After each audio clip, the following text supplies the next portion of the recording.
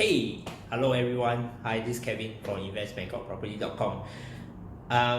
Okay, today I'm going to talk about this question that we have got recently from a investor who is looking for his first property in Bangkok. I think his question is a very valid question, and probably it will be something that if you are just started looking out for something in Bangkok, you probably have this question in mind also, right? Anyway, he asked us this question: how can I be sure that in the process of buying my condo or property in Bangkok, I will not be scammed? All right. So I think the context of his asking this question is the fact that whether things like how can he ensure that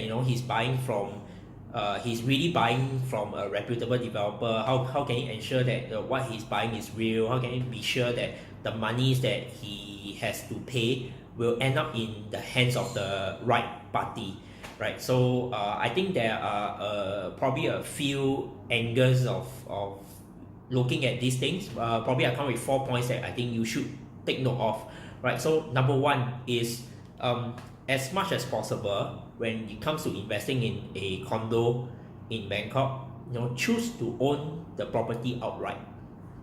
Well, what do I mean by that?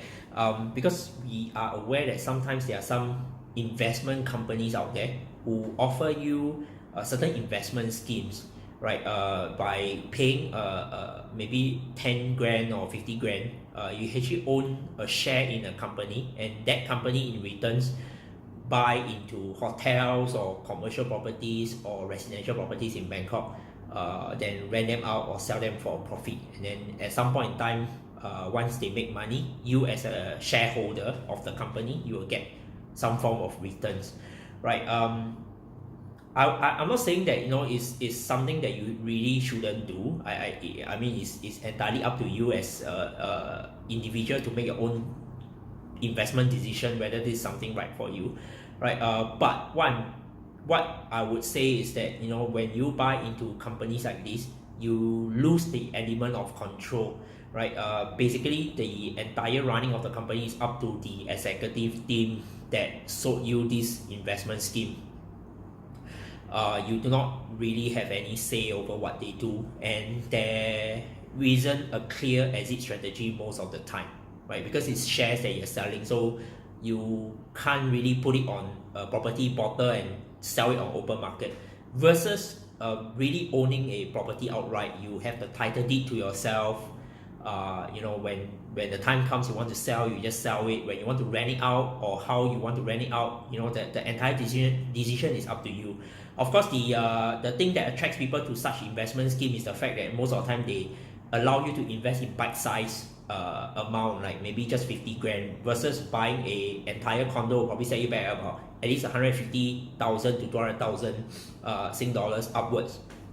But if you want a certainty of control and you don't want any element of surprise, I would say still go by the traditional way of owning the property and then having the property title to yourself outright, so that you won't have any legacy issues next time, right? So that's point one. Point two, you should always stick with the reputable developers, especially if you do not stay in Bangkok, you are not that familiar, and it is probably your first investment.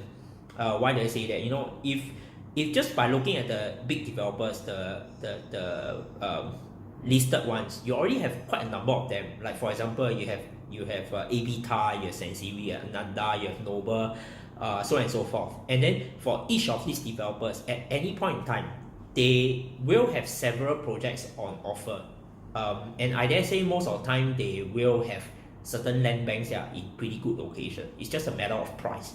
So why subject yourself to more uncertainties by buying from mid to small size developer who may not have as strong a track record and may not have as strong financial muscle versus these big boys, right? Because when things are going well, nobody gets into trouble. But when the tide withdraws, when the economic crisis hits, that's something that you and I, we cannot control, right? But when it hits, most of the time, it is the mid to small size that suffers first, because you would probably have heard of certain developers not completing projects or just bailing out. That's because they are also suddenly hit by this crisis and they do not have enough funds to finish all the projects on hand. They kind of overstretched when the time was good. So I'm not saying that this will not happen to the big developers, but comparing the two, I think you would have less probability of these things happening to a reputable developer. So I would say, as much as possible, stick with the reputable big boys. Yes, for sure, when you buy from the bigger developers, their projects will tend to come at a premium. But for a 10 to 15% premium in return for a peace of mind, I think it is definitely worth it. And more often than not, when you buy from these developers, they often offer better quality finishing and they will deliver on what they promise. So this small price you pay in return for a good night's sleep, because you're probably going to be 3 years investment before you take delivery of the property and all these things. I think it is definitely worth it, right? So so that's why point two, try to stick with the reputable developer so that you do not have any you cut down on the level of uncertainty that you might encounter when dealing with the smaller and mid-sized developers. Okay, so coming to my third point, we talk about the money, right? Most of the time, I believe you guys who are watching this video right now, you'll probably be based out of Bangkok, maybe in Singapore or Hong Kong or something. And more often than not, when the developers go to your country to do a property show, they will always tie up with the local agencies there to conduct the hotel show or property show. So which is normal, right? So when you talk to any of the agents or anybody, they will actually introduce you the project and all these things. But do take note, at that point in time where you decide on a unit and you want to make the payment, which most of the time is done via credit card or bank transfer, the money should go direct to the developer's bank account. So at no point in time will you have to hand the money over to the agents or even to the staff. It doesn't work that way. When you want to book a unit, you fill in the booking form, you make the payment direct to the developer's project account. So do take note of that. And most of the time, once you make the payment, credit card is almost immediate, but when you make the bank transfer within 1 week or less than that, they would have received the funds. And make sure that you follow up and ensure that they confirm the receipt of your funds, and then they will issue this thing called a credit advice to show proof that they have indeed gotten the money from your side. So that's point three, money, right? Transfer direct to the developer's account. At no point in time should you be handing it to a third party to pay on your behalf. It doesn't work that way, right? So do take note of that. So coming to my point four, which is also the last point, when you buy a project from the developer, you should ask whether EIA has been approved. So EIA is a certification by the authorities, and without that, the developer will not be able to commence the construction of the project. So we have seen instances where because for some reasons the EIA is not approved, and then it end up in a protracted period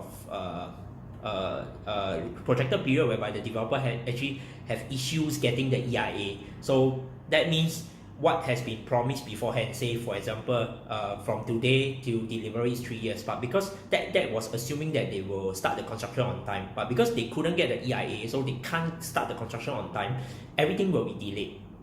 So it will be prudent for you to buy a property in projects that have already gotten their EIA. If not, then do understand that if it has not, then there's this possibility of you being delayed when it comes to the construction and delivery of your property.